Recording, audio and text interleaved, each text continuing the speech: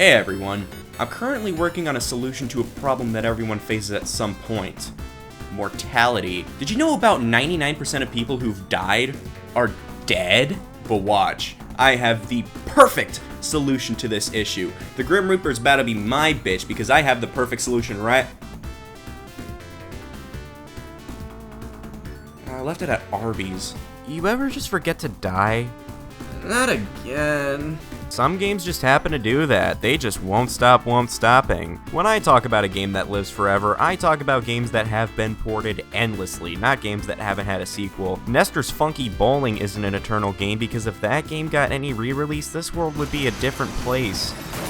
No, these games are games that have been ported over multiple generations. Regardless if they got a sequel or not, some of these games have been going on forever. And I'm not going to talk about games that haven't got a sequel but still get played all the time, i.e. Valve games. Starting off the most notorious one, the 5th installment in the Elder Scrolls series, Skyrim, was initially released on 11/11/11, or if you use the day, month, year date format, then that would be 11/11/11. I'm always looking out for my friends across the pond. It came out near the end of the 7th generation, so naturally it would be released on Xbox 360, PS3, and PC. Then, 5 years later in 2016, Bethesda released Skyrim Special Edition to be released on Xbox One and PlayStation 4, and PC as well, and Nintendo Switch a year later. Alright. It was basically a remaster that came with all the DLC, which is common for re-releases in the 8th gen.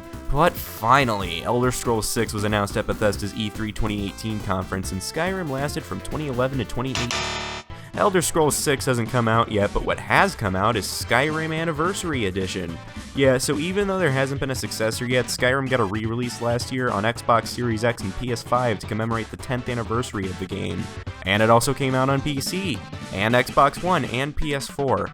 It's basically Special Edition, but you can fish now. Skyrim has lasted from 2011 to 2021, a whole 10 years, and I doubt that's going to be the last re-release. Another game that's the 5th installment in its respective series is Grand Theft Auto V, which released in 2013. This game's release history is that it initially came out on the Xbox 360 and PlayStation 3 mere weeks before those console successors released, so it just made sense to release those games on Xbox One and PS4.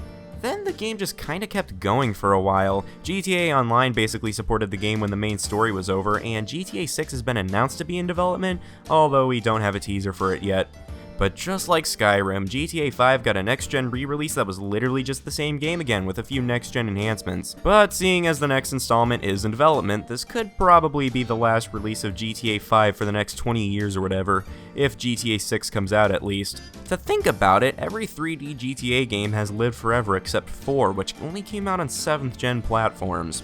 GTA 3, released in 2001, released on Xbox and PS2 initially, came out recently on modern platforms through the GTA Trilogy Definitive Edition. GTA Vice City, released in 2002 on Xbox and PS2, came out recently through the GTA Trilogy Definitive Edition. GTA San Andreas, same thing, except it got a re-release in 2014 for the Xbox 360 and 2015 for the PS3. Now that's a way to laugh at people who jumped at the new consoles too soon. Those guys didn't get to play a shitty version of San Andreas.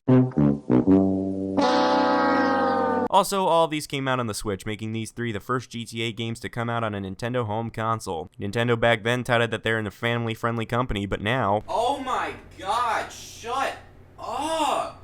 If we want to talk classics, then God, I hope you're tired of me talking about Doom, because I want this next segment to be as grating as possible. Doom, released for PC in 1993, has received countless ports, especially with people porting the game on anything with a screen, but there's also countless of official ports too. In terms of ports that came out way back when, we have the Jaguar port, the Sega 32X port, the 3DO port, and the Super Nintendo port.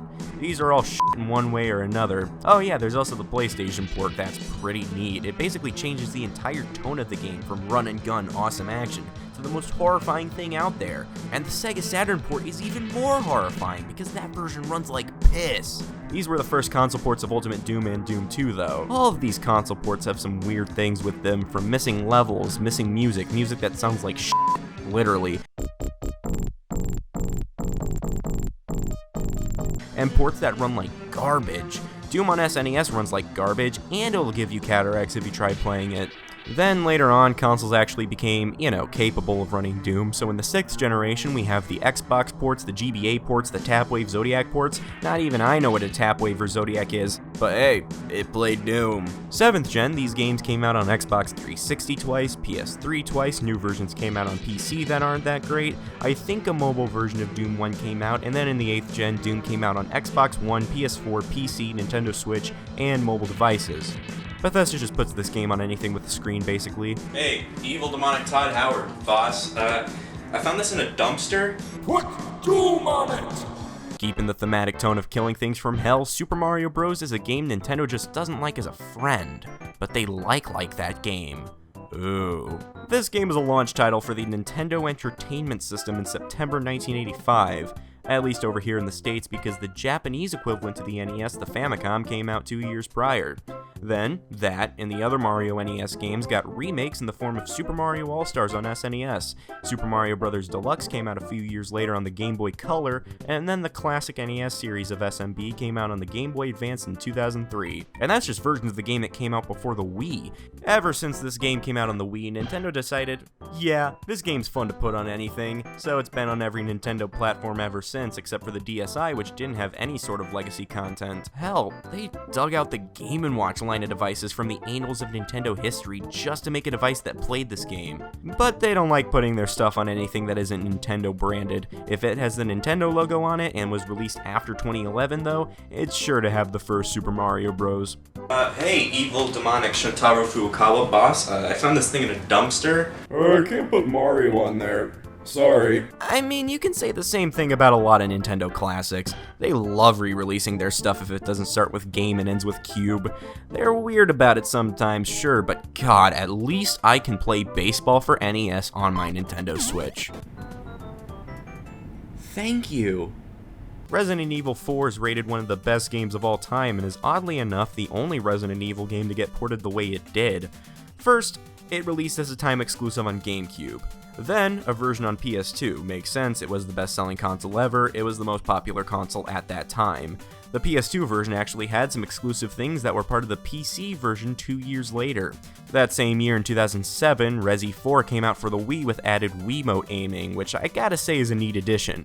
A year later, the game was made for iOS and the Zeebo, a Brazilian console to play mobile games on TV.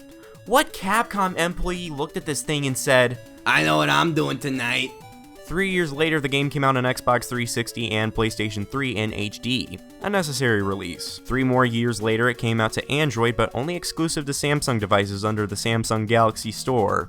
Okay. Another 3 years later, the game was released on PS4 and Xbox One, and then, yet again, 3 years later, the game came to the Switch. Then 2 years later, just to break tradition, Capcom released a VR version of the game for the Oculus Quest 2, and a remake of the game is coming out next year like we don't have 50 other ways to play Resident Evil 4. One of the best games ever, sure, but oh my god, I was doing my weekly browse sesh of dictionary.com and the definition for egregious was just Resident Evil 4. Back to something more recent, The Last of Us has a similar release story to GTA 5. Both games came out right before the 8th gen, released on the 8th gen out of obligation, and then came out again recently. What sets The Last of Us different is that this game is a PlayStation game. So it initially came out on PS3, people actually bought PS3s just to play this game right before the PS4 came out, and then a little bit after the PS4 came out, they released it for the PS4. And even after The Last of Us Part 2 came out, they remade the first one under the name Part 1. Now, none of this is a bad thing, and in fact, I'd rather have the majority of games live forever like this. It's an important thing, it keeps games alive for generations. I wouldn't give two shits about Spanky's Quest if Nintendo didn't put it on Switch Online. But, what about...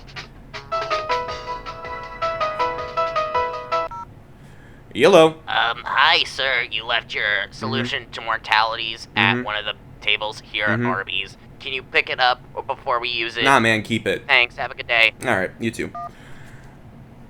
I didn't tell him to keep it because I feel generous today. I told him to keep it because I don't want to step foot in an Arby's ever again.